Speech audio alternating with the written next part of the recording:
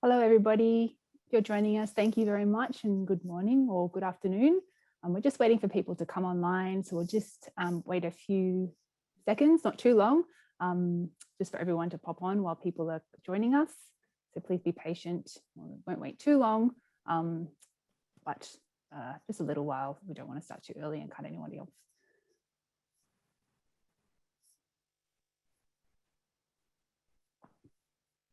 Hello, everybody. We're just waiting for people to join us as everyone's signing in. And maybe we'll get started. So hello, everybody, and thank you all for joining us for this webinar, which is part of our series of presentations that will be delivered on applying evidence in practice as part of the Comorbidity project, which is funded by the Australian Government Department of Health. My name is Christina Morell. I'm a Senior Research Fellow and Program Lead of Treatment and Translation in Complex Populations at the Matilda Centre for Research in Mental Health and Substance Use at the University of Sydney. I have the very great pleasure of facilitating this webinar, which will be presented by Associate Professor Julia Lappin. I would first like to acknowledge and pay my respects to the traditional owners of the lands on which we're meeting, and of course recognise that we are meeting across Australia today. The traditional owners of the lands that I'm currently on are the Gadigal and Wangal people of the Eora Nation, but I would also like to pay my respects to other traditional owners of Australia, across Australia, for everyone who is here. I would also like to recognise and acknowledge the many people with lived experience of mental illness and substance use, as well as their families and carers, many of whom have generously contributed to the development of the comorbidity guidelines and other resources on our website. Everybody here is probably quite an expert of Zoom by now, but just to quickly go over a couple of things before we get started. So first of all, to let you know, everybody who's joining us live today is in listen-only mode, which means that we cannot hear or see you. So I'd just like to draw your attention to the Q&A and chat buttons on your screen. Please feel free to click on those and type in any comments or questions that you might have at any time during the presentation. We will have around 10 or 15 minutes at the end of Julia's talk for discussion, and we'll go through those. If you have any technical issues during the webinar today, you can contact Zoom support, or you can access the recording of the webinar, which we will be making available, as well as the PDF handouts of the slides from today. They'll both be available to download from the website that I've put on screen there. As I mentioned, we have an exciting series of webinars over the next 12 months. So today's, as I mentioned, is focusing on psychosis and substance use, and you'll be able to access the recording and handouts later today or tomorrow. You can also find out more and register for upcoming webinars, which I've posted on screen there as well. And now it's my very great pleasure to introduce Julia Lappin, who's an Associate Professor at UNSW School of Psychiatry and the National Drug and Alcohol Research Centre.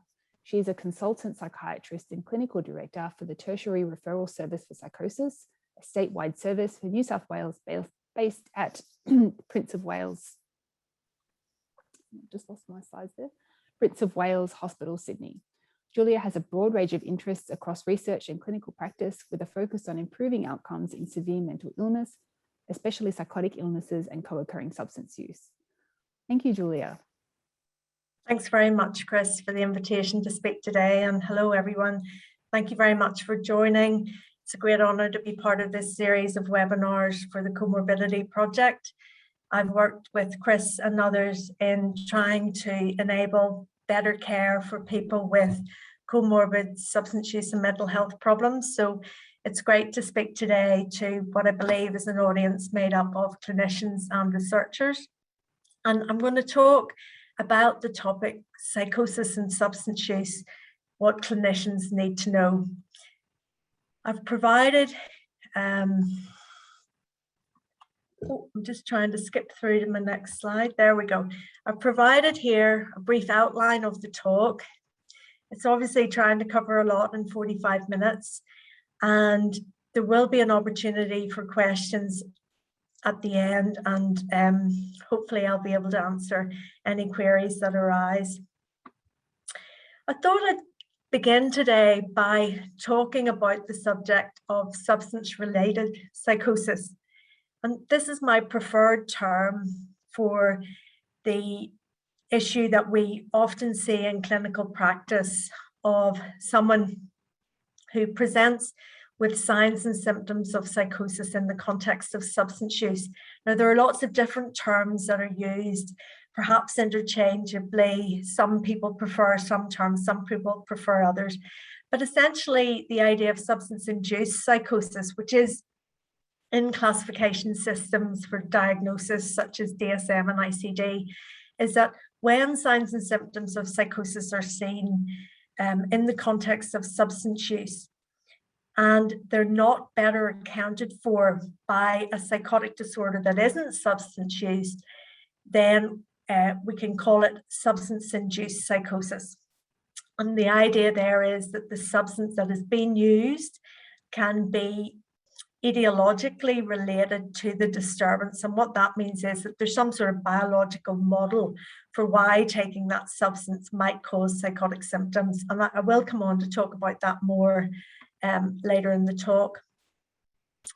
Typically, substance-induced psychosis, there should only be symptoms for days, weeks. Again, diagnoses criteria vary, but it should be less than a month. But what I want to talk to you about today is the idea that substance-induced psychosis and the overlap with primary psychosis is often confusing for people, and that probably is the case because they're not entirely distinct entities, and perhaps we shouldn't be trying to think of them as being distinct entities. And indeed, a lot of research has been conducted on this subject, showing that substance-induced psychosis in the absence of an underlying primary psychosis presents in ways that are very similar to primary psychosis that is sort of triggered or exacerbated or reactivated by substance use.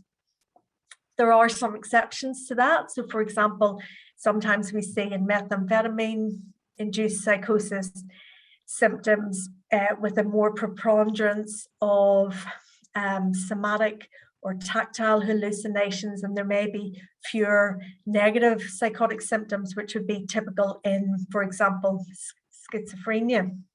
But by and large, if someone comes in just on a one-off occasion and they have substance use in their picture without knowing much about their background and previous history of psychotic illness, it would be really very difficult to tell the difference between primary psychosis in the context of substance use and drug-induced psychosis.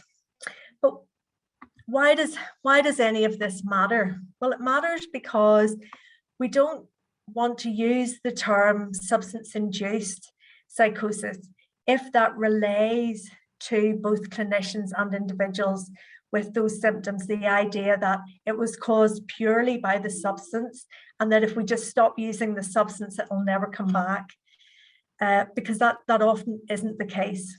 We know that long-term studies of substance-induced or substance-related psychoses show that many people do transition to chronic psychotic illnesses like schizophrenia over time, and I'll show you some of those studies during the talk.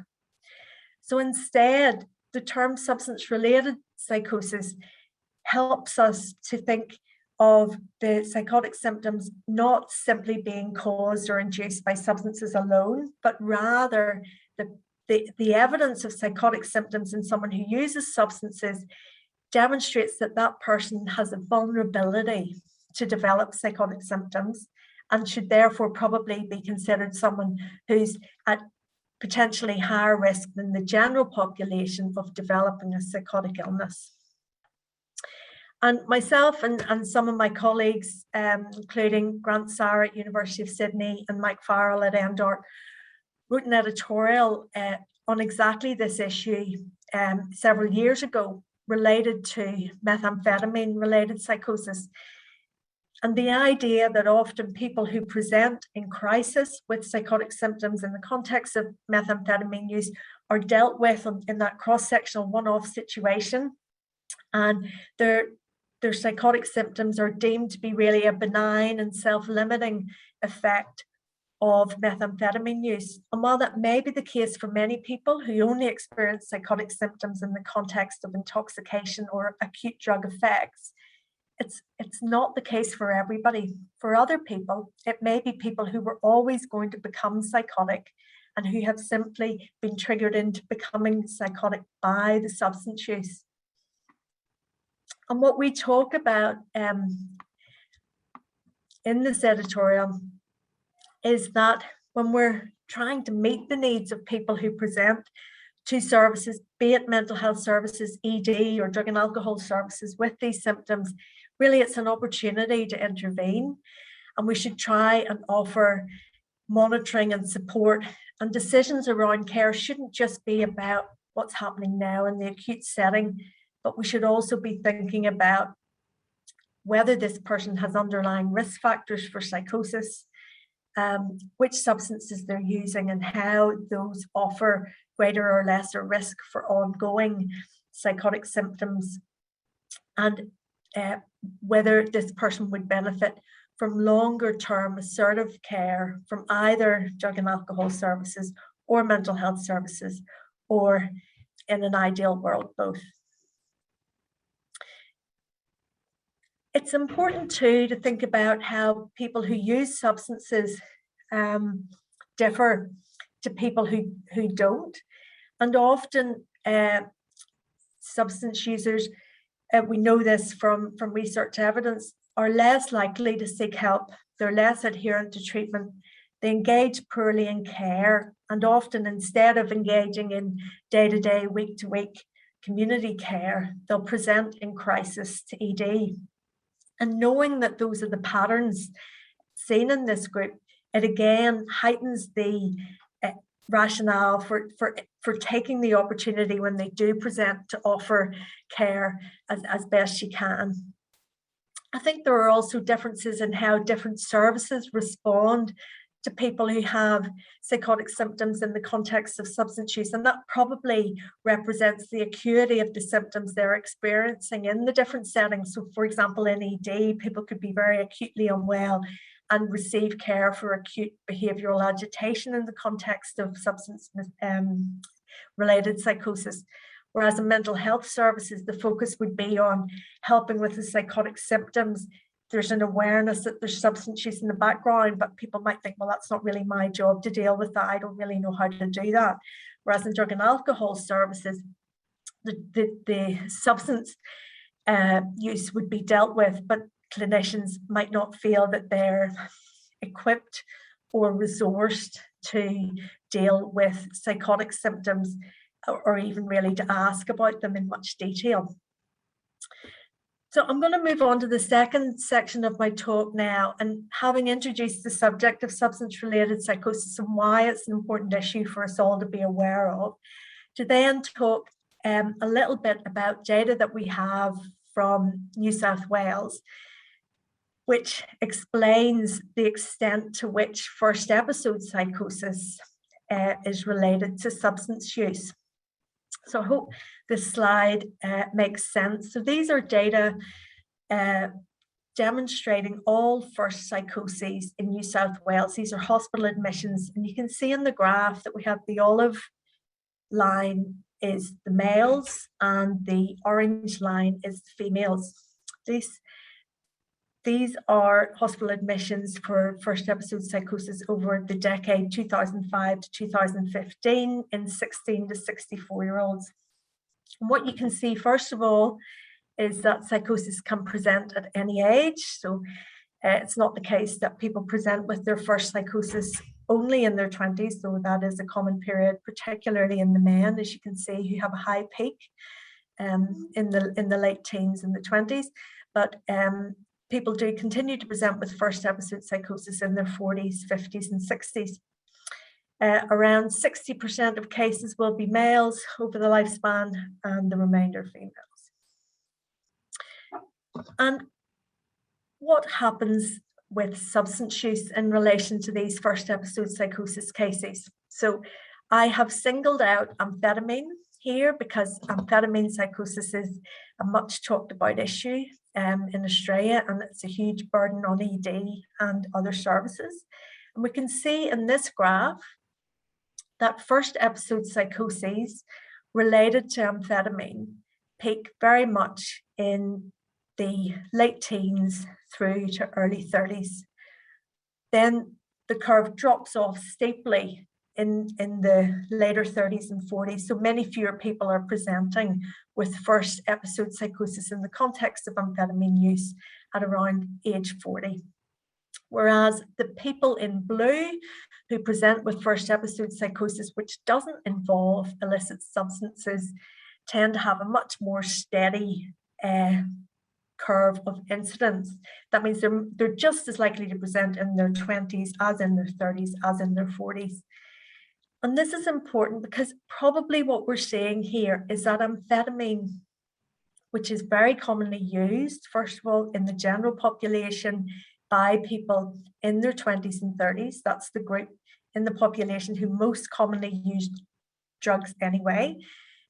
Those people who are using amphetamines at that age group, if they have a vulnerability to develop psychosis, it's being triggered by that substance use. And that's why we're seeing the very high peak in those age groups. And then just to add a little bit more to the mix, we can look in this graph at how cannabis is involved.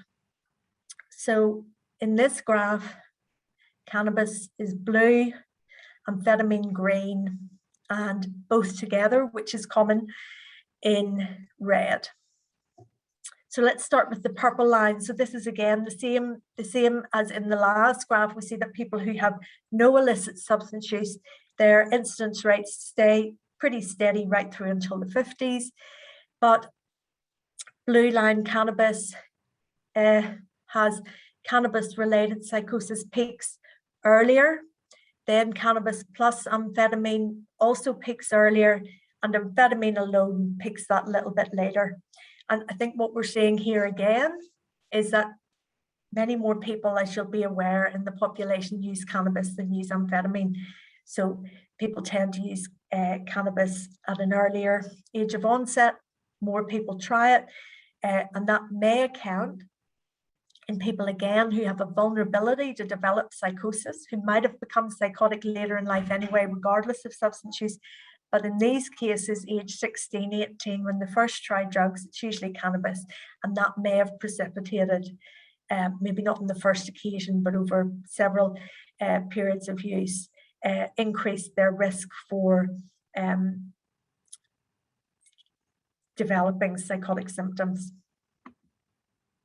Okay, and those data, I should just say, those are New South Wales data. New South Wales, about 40% of the Australian population. So what's happening in New South Wales can be said to be likely representative of what's happening throughout Australia.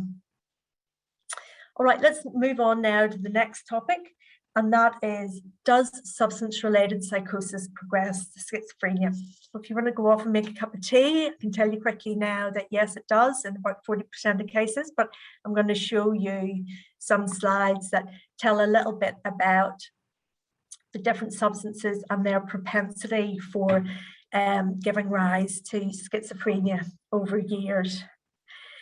So just as a little bit of background, this is research that I worked on together with several colleagues several years ago. And the question that we wanted to look at was, how do the different substances differ in their propensity to give rise to schizophrenia over years? And to what extent is it true for all substances that chronic psychotic illness like schizophrenia can develop down the track? So the background for this, some of which I've outlined already, is that we all know that brief psychotic syndromes are triggered by substance use, and the definition of substance-related or substance-induced psychosis is that those symptoms will persist for days or weeks, but not much longer after the intoxication and the acute effects of the drug have passed. Otherwise, if they were seen to persist for much, much longer periods of time without repeated substance use, then we'd say, well, this looks more like an underlying psychotic illness, something like schizophrenia. And And the estimated incidence of substance-related psychosis varies widely by different studies, maybe because of different entry criteria being used, different settings, different age groups. So you'd expect higher numbers among a younger age group, for example. So the estimated incidence, it varies between 1.5 and 6.5 per 100,000 person years. And that is an important issue because up to 25% of first hospital admissions may include this diagnosis. But because they're not seen to be a pure primary psychosis sample, because it may have been caused by substance use, they're often excluded from studies of early psychosis. Probably they shouldn't be, because they make up a really big component of that group, because we know that comorbid substance use is such a common issue. So that's some of the background as to why we wanted to conduct this study. And again, we know that a significant proportion of people with substance-related psychosis do later transition to schizophrenia, and the estimates in studies varied widely from as low as 17% in some studies to up to 2/3 of people in other studies. And this raises the question, well, was it misdiagnosis in the early days? Did people miss that actually this was an underlying primary psychosis? Or is it that people have developed a chronic psychotic disorder over years of substance use? So we examined this question in a meta-analysis, looking at transition of substance-related and brief and atypical psychosis over time to schizophrenia. And what that meant was that we gathered together from the literature all the studies relevant to this topic that had looked at this question and summarized the evidence. So we know that in psychosis in general, the way people present at the time of first episode is not necessarily the way that they'll present in second, third, subsequent episodes. And that issue is referred to as diagnostic instability. We see it a lot. Sometimes people present with more mood, affective-like symptoms. Other times they're much more paranoid. Sometimes symptoms may be very brief, last for only days or weeks. We're not really sure if we should treat it.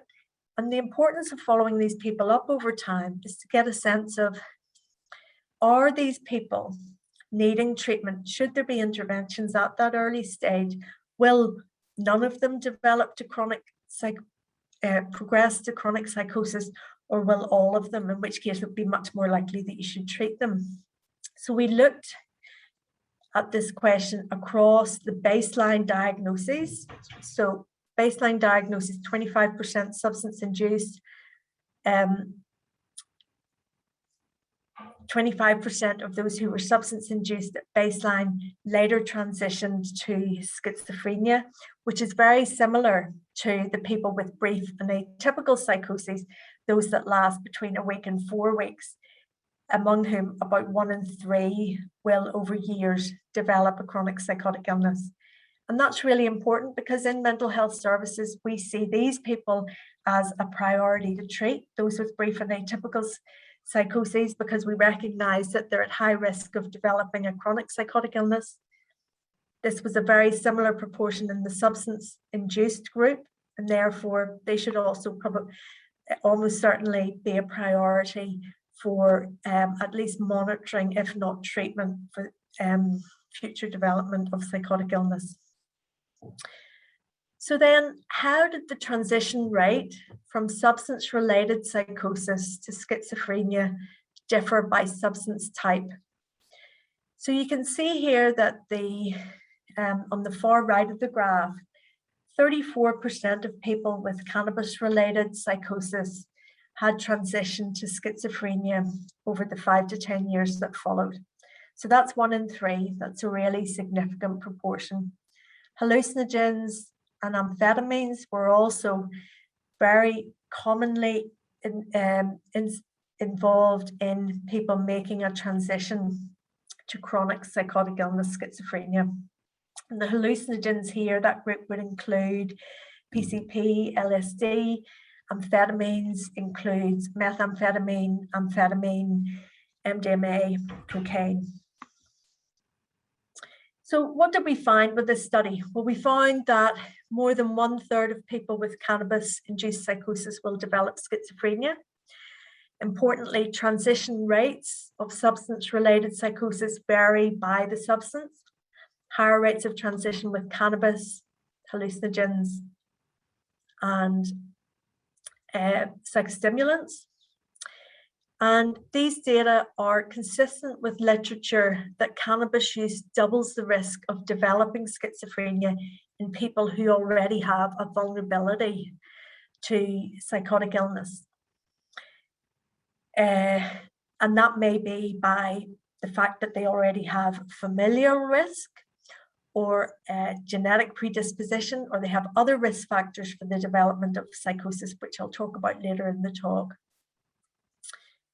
Importantly, and this aligns well with the data that I showed you in the New South Wales graphs, the rates of transition are higher among younger people. And again, that's probably because many of these people may have developed psychosis anyway, and the substance use simply brought that on a bit quicker. Finally, what we found was that there was no particular association between transition rate from substance-related psychosis to schizophrenia by gender, by duration of follow-up, by year of publication, or by the proportion of people followed up. So we think that these findings are robust because we controlled for a lot of potential confounders. And our findings align very well with these findings from a 2013 study from a really big Scandinavian data set, which similarly found over 8 years that there was a high probability of substance-related psychoses transiting to chronic psychosis like schizophrenia, highest for cannabis, then amphetamines and hallucinogens coming up quite strong thereafter. And I'll talk a little bit in a later part of the talk about what the biological models for those three substances, well, particularly for amphetamines and cannabis, are in the association with psychosis. So this brings us on to the next section of the talk. We know that psychosis and substance use are common. Well, why is it? Why is it that they are so common and so commonly comorbid? Well, there are lots of explanations around for why this may be. So there's good evidence to suggest that many of the early life or environmental risk factors that increase the risk for substance use also increase the risk for mental health issues, including psychosis. And that means that really the people who have risk factors, whether they're genetic or environmental, increase their chances for both the conditions, and that's why we see them commonly together. More than that, there's also a causal link between substance use and the development of psychotic disorders, particularly for psychostimulants and cannabis. Another possible explanation, and none of these are mutually exclusive, is that there is self-medication with substances by people with severe mental illness in order to help them manage their symptoms. So they drink more in order to quieten down the voices, or they smoke so that the paranoia, at least in the short term, is relieved.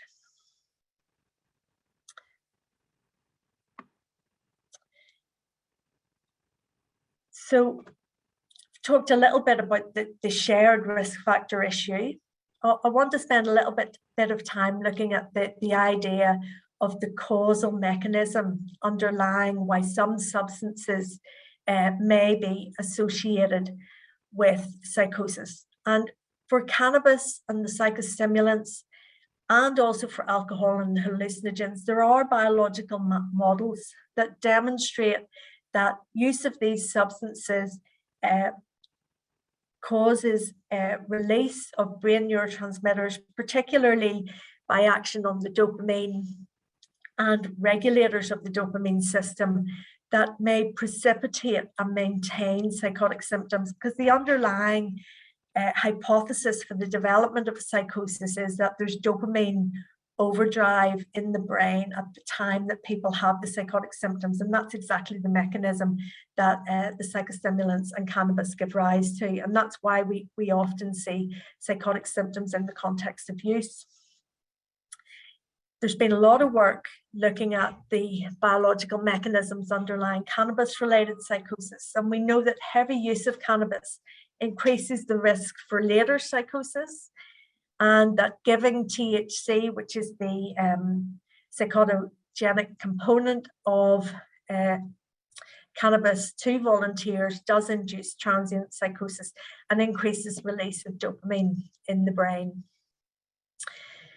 Another explanation for why there's increasing evidence, increasing incidence of cannabis-related psychosis, particularly in the UK, is that the proportion of THC in street cannabis is on the rise, and that's why we're getting more and more cases of psychosis. And there is good evidence from longitudinal studies that early use of high-potency cannabis increases the risk for psychosis, particularly in those with other risk factors. This comes again to the idea of, is the person vulnerable to the development of psychosis for other reasons anyway? Family history, genetics, childhood adversity, migration status, minority status, all these things increase the risk for psychosis anyway. So moving on then to the biological model for methamphetamine-related psychosis. Again, use of amphetamine and methamphetamine increases dopamine release in the brain. We see high prevalence of psychosis in methamphetamine users and dose-related psychotic symptoms in chronic users. So the more methamphetamine they're using, the greater is their experience of psychotic symptoms. And just to note that this does not that this is not restricted only to illicit substances. So amphetamine that is given to people for ADHD treatment, it's the same drug effect as amphetamine, which is the active component of methamphetamine or ice that people buy on the street. And we know from large studies in young people in the States that use of methamphetamine is associated with a greater risk of psychosis in individuals treated for ADHD than is seen in the group treated by the other main treatment for ADHD, which is methylphenidate. So we do need to be cautious about prescribing drugs that are psychoactive. Okay, so I've dealt with those two first reasons for high rates of comorbidity. I wanted then just to talk a little bit about this third idea, the idea of people with severe mental illness or mental health problems self-medicating with substances. So we've often thought about the issue that use of substances early increases the risk for psychosis. But what about the other way around? Could experience of a severe mental illness increase the risk for development of substance misuse problems down the track? This hadn't been looked at really until recently, but apart from self-medication, the other reasons why it might be relevant are for those listed here on this slide. We know that people with severe mental illness are more socially excluded, fewer social supports, impaired cognition, impaired access to services that might be able to help them stop substance use at an early time. All of these may explain why substance use may be maintained once it's established. And I want to draw your attention to this really important study that was published in Addiction about 1.5 years ago. And this, for the first time again, in another great, huge Scandinavian data set, demonstrated for the first time that actually, yes, the reverse relationship is also true. People who have severe mental illness, psychosis at baseline with no problematic substance use, over the subsequent 10 years are at hugely increased risk for developing substance misuse for the first time. So that's this little bit halfway down the screen highlighted in yellow. A diagnosis of schizophrenia, this is at baseline, was positively associated with the development of substance misuse. So you're about 3.5 times more likely than people in the general population to develop substance misuse after the development of a severe mental illness. And this is important because it means that it's not enough. For example, if you're looking after someone in mental health services and you do a really good assessment the first time you see them and there's no substance use, it's not enough to just ask about it once in a blue moon. We need to keep checking, because many people develop substance use as a way of perhaps helping them cope with the symptoms or with the social exclusion and the stigma associated with this severe mental illness. Okay, I'm going to move on now to slightly more clinical part of the talk. I want to talk a little bit about what outcomes are like for individuals with substance-related psychosis, and then move on to talk about how we can, as clinicians, in different health settings, try and better address this issue. So I'm grateful to Grant Sarah for these excellent data which were published in 2013, and I just want to give you this background slide which demonstrates that this study took place in younger people, so aged 15 to 30, approximately 10,000 New South Wales residents, and what was being looked at here was, at the time of first episode psychosis, how many people had a substance use diagnosis. And you can see in that age group, that younger age group, it's very high. So about 46%, about half of the people presenting with first episode psychosis had a comorbid substance use problem. And what does that comorbid substance use mean 2 years later for their outcomes? So this is a great graph, and if we could help people get down to the lower red curve, that would be great work. So let me explain the graph. So the blue line in the middle is people who have first episode psychosis and don't have comorbid substance use. We follow everybody up for 2 years and we see how many are readmitted. That's a proxy for relapse. You see that the blue curve, around 40% of them will relapse within the first 2 years. But the two red lines are the people who at first episode psychosis had comorbid substance use. The lower line are those who then gave up their substance use. And you can see that their risk for relapse or readmission over the 2 year period is less even than those who never had any substance use. And that's probably because the people in the blue line had other risk factors for psychosis. They didn't need drugs to trigger their episode, they got it anyway. Whereas the ones who were using drugs and stopped, their vulnerability was somewhat aided by stopping the substance use. And therefore they were less likely to relapse. So that's good news for them. The top group are the people who had first episode psychosis with substance use and kept using drugs, and they're much more likely to relapse.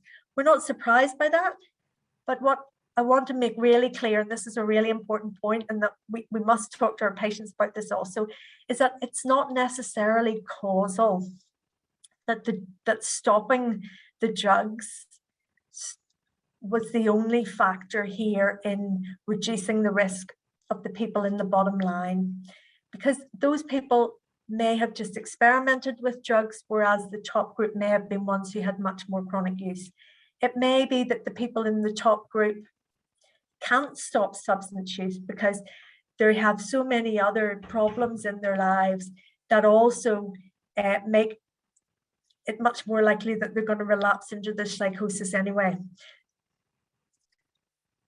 I hope you understand what I'm saying there, that it's not necessarily a causal relationship here, that stopping the substance misuse will reduce risk for everybody, but it's certainly clear that it helps a proportion of people not to relapse. And I think that that's a good message to tell people with substance-related psychosis, that clearly reducing the substance use will reduce the risk, but it by no means takes away the risk that they might have a future episode. Okay, and the top graph there that we saw, that was a relapse rate, but we know that there are many other harms associated with comorbidity. These are right across the board, not just in psychosis and substance use, but in any comorbidity. We know that there are higher rates of relapse and rehospitalization, higher rates of violence, suicide, all-cause mortality, and having additional mental health and physical health issues. So what can we do in our own settings to try and address both problems? So first of all, for those working in mental health services, you'll be well across how to ask about psychotic symptoms. But these next few slides just give a few tips about how to ask about substance use. These are ask about all these substances. Are they using any of these? And you will know from this talk and other work that particularly cannabis, hallucinogens, and psychostimulants will increase the risk, contributing to ongoing or precipitating psychosis. We need to ask about the pattern of use, escalating use, effect on relationships, and whether it starts to take on abuse or dependence severity when features like tolerance, escalating use preferred over previously enjoyed activities become clear in the clinical picture. And it's important to ask about all these other harms that people who use substances are at higher risk for. And then looking from the other side, someone working in drug and alcohol services, some tips about assessing for psychotic symptoms. So I think it's helpful to think about, first of all, the nature of the symptoms. Hallucinations in substance-related psychosis may more commonly be visual or somatic, sort of have a feeling of ants crawling over them, for example. But far and away the most common hallucination in psychotic illness generally would be auditory hallucinations. Then odd ideas, delusions, persecutory ideas, ask about suspiciousness or guardedness. Have people noted a change in their behavior based on odd beliefs? They've got grandiose beliefs. Do they believe that they're God or Muhammad, or that they're a great businessman or a sex god? Or these would be sort of grandiose type flavored ideas, which may be associated with euphoric, labile, or irritable mood. And then after you've asked about the nature of the symptoms, you want to also really importantly try and understand, are these only happening as an acute effect of the substance use? Do they stop when the substances you've stopped using? Or are they persisting between periods of use?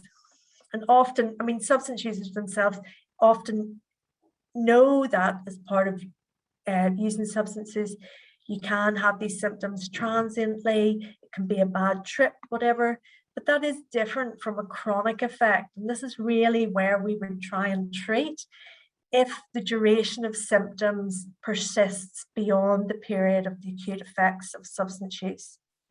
And there's emergence of symptoms in drug-free periods, and that the persistence of the symptoms increases over time. So it might have gone for 3 days and then they stop using, and then they use again, and the next time it persists for 7 days, and so on and so on. Importantly, what we also see in chronic substance users who may have in their past had psychotic symptoms is that if substance users have been abstinent from drugs and they go back to using, that can have a kindling-like effect. So it can very quickly bring on again psychotic symptoms on the re-emergence of use. So these are just some tips about how to ask, about how to explore that sort of duration of symptoms, persistence of symptoms, and is there a clear relationship between symptoms and substance use? And often this is very, very difficult where people have daily use because we simply aren't getting drug-free periods in which we can assess that. I think another important thing to do is talk to family and friends about changes in behaviour, increase in suspiciousness, change in personality. All right, and finally, just for the last couple of minutes, just want to talk a little bit about gold standard approaches to managing comorbid substance use and psychosis. So in an ideal world, we'd be able to offer integrated care. We're some way off that in Australia, and that's pretty representative of where most places are internationally too. But really, if you're an individual practitioner, just good practice is to see the individual as a person and to try and focus on their needs and center them around the problems that they're bringing. Be holistic in your approach. Try not to just hone in on psychosis alone, but also try and help with the substance use, for example. Clearly, one of the important things to do is assess the person's willingness to engage in ongoing care and to try and get family and care involvement, because the family are probably the greatest supports in many of these families, and to look into options for other supports that can help, like NGOs. We'll try and be non-judgmental in approach, assess risks to self and others, and assess their readiness to change, but make substance use, or in the drug and alcohol context, screening for psychotic symptoms, a routine part of the discussion that you have. Deal with both problems at each session. And really, we know from the literature that the gold standard is that we would try and treat both conditions at the same time. In reality, that's difficult, and a lot of the work that's being done by Chris and others at the Comorbidity Project is to sort of get people feeling more adequately skilled up to be able to address these issues, but also to get services not to be so siloed and to work together and across services. So discuss options for outside help. Will the other service become involved? Can drug and alcohol and mental health work together? Perhaps a psychologist could become involved to work with one or other issue, or both. And again, look to NGOs and family for involvement. And I think realistically, over time, we must expect that people will relapse, and to accept that that's part of the process, try and contain their anxiety, be available through the successes and failures, deal with the physical and mental health problems opportunistically. If they're coming to see you, you might be the only clinician that they're seeing regularly, so make sure that their whole health is taken care of. And well demonstrated evidence-based interventions longer term, if the person's willing, are for CBT, cognitive behavioural therapy, and residential rehab. And really that's just to be added to by saying that there is also an evidence base specifically for substance use, also for group counselling and contingency management, but these are rarely used in the clinical setting. Okay, and finally, trying to take a coordinated approach to care when parallel. That means getting the two bits of care together, even if it's not integrated, there are at least two teams working together at the same time.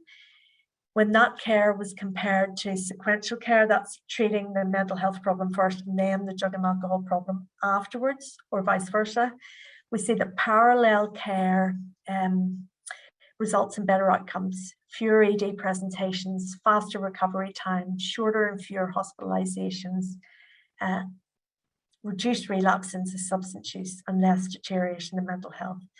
And really what that's about a lot is helping the person to see the link between the substance use and the mental health problems, between the experience of the mental health problems and the drive to use substances. Integrated care for both issues at the same time is the gold standard. It's associated in the literature with reduced dropouts from care and improved outcomes in the substance use and the mental health problems and an overall quality of life. So just to conclude, substance-induced or substance-related psychosis is a common reason for seeking mental health care. Upwards of 1 in 5 hospital admissions for psychosis in young Australians occur due to this, but they're often excluded from early psychosis services due to the perceptions that these symptoms will self-resolve and be benign and self-limiting. But that's not the case. We know that there's transition to schizophrenia in 30 to 40%. And what we should be aspiring to do is treat psychosis and substance use concurrently, because outcomes are better. And then the final important point is outcomes will be better for people if they abstain, but stopping substance use does not in itself ensure that the person won't have a psychotic relapse. And with that, I'll hand back to Chris, but I just want to do, before I do so, just shameless plug for a book that I've co-authored, which really does address a lot of these issues, looking at different substances and their relationship to mental health symptoms and other physical health symptoms. So if that's of interest to this group, I thought it would be good to share. All right, I'm back to Chris. Thanks very much.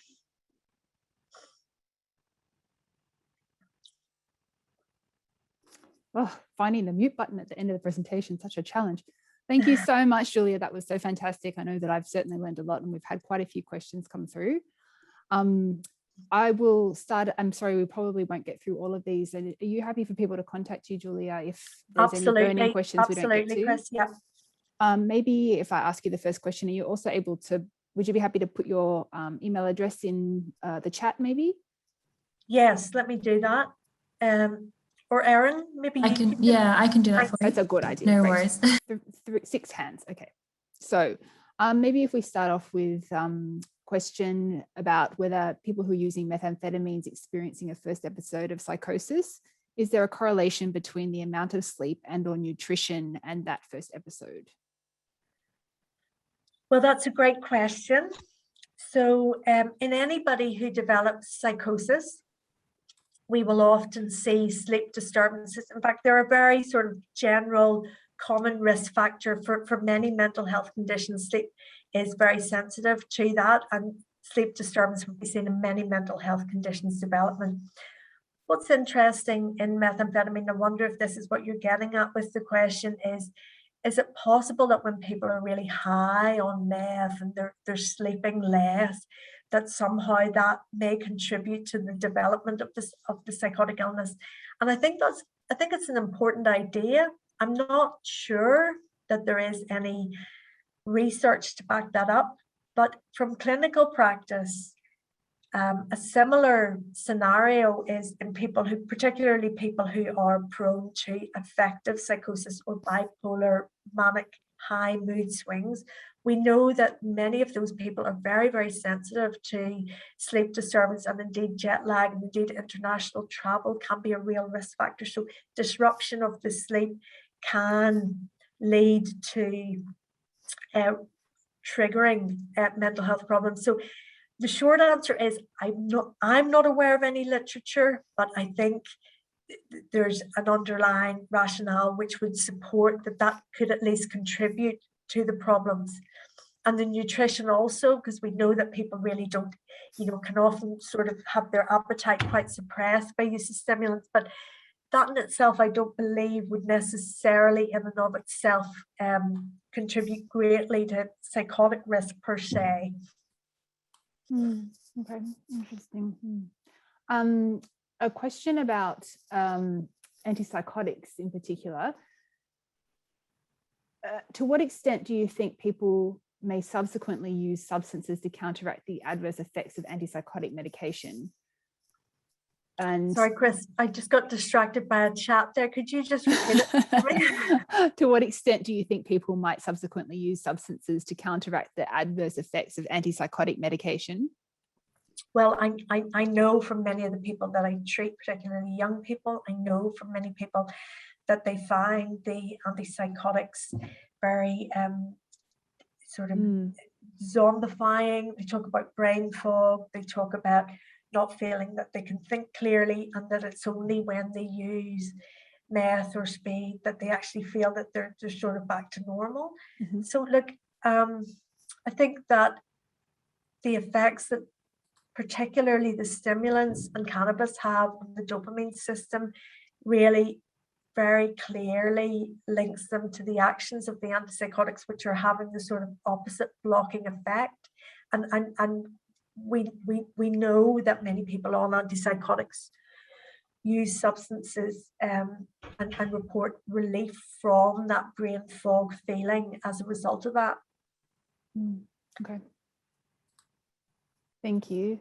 An interesting question here from somebody who has asked a question about, I guess, early psychosis programs.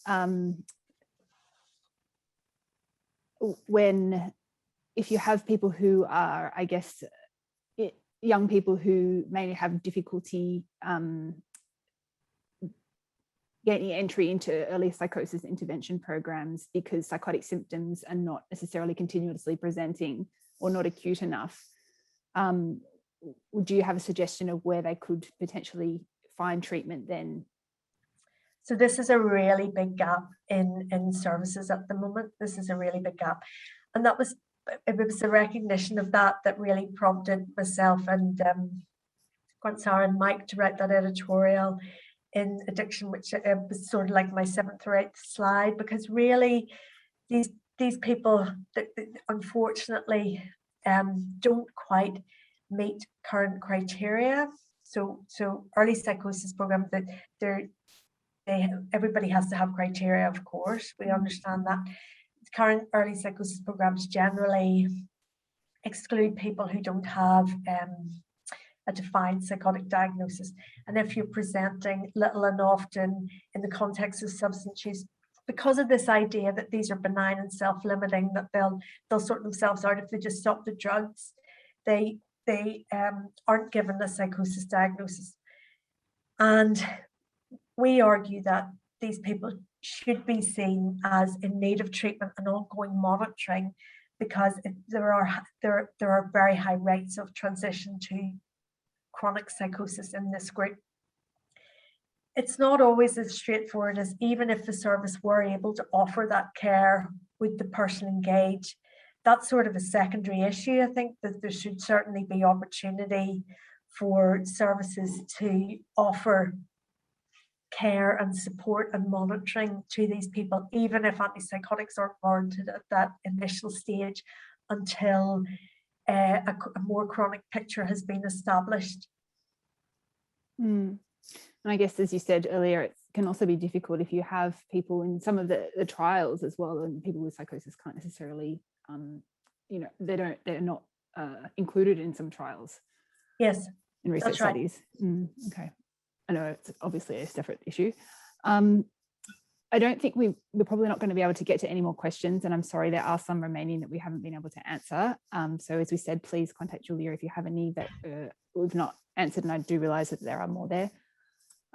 Just to quickly go over a couple of things as we finish. As I mentioned, this webinar is part of our Comorbidity Project webinar series, and this also includes some other resources which you can find more information about, including some online training, face-to-face training that we've just been rolling out. I don't want to go over our hour, so I'll just quickly mention those. Thank you again for having joined us for this webinar. If you're interested in viewing this recording, you can access this. It will be available as well as Julia's slides and the recording. And you can also find out information and register for our next webinars.